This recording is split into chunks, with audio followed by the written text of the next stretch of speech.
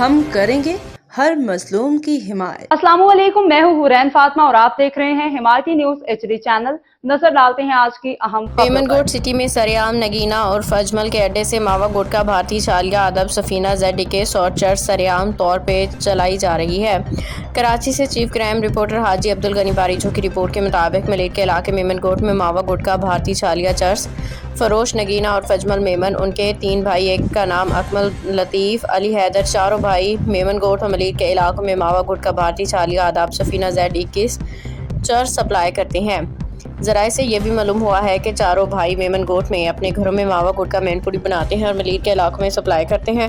नगीना और फजमल मेमन का छोटा भाई अकमल मेमन पहले से भी मावा गुटखा चालिया चर्च फरोशी में जेल काट चुका है। नगीना और फजमल और इसके तीनों भाई साथ बैठ के अपने दुकान पर सरेआम मावा गुटखा चालिया चर्च सप्लाई करते हैं। कौन करेगा मंशियात फरोशों के खिलाफ कानूनी कार्रवाई? मेमन गोट थाना पुलिस के लिए ये एक चैलेंज है। अब भी सरेआम नगीना और फजमल मेमन और उनके तीनों भाइयों का मावा गुटखा चालिया चर्च मैनपुरी सप्लाई का काला धंधा अब भी जारी है। ज़राए ने यह इंकिशाफ किया है कि अगर नगीना और फजमल मेमन को गिरफ्तार किया गया तो इनसे बड़े बड़े इंकिशाफात होंगे, जिससे ये चारों भाई चालिया भारतीय सफीना आदाब ZDK और चर्च खरीदते करते हैं, उनके नाम भी सामने आ जाएंगे। खबर रहिए हर जगह हर वक्त, जानिए मुल्की और गैर मुल्की हालात वाक़यात यकीन के साथ।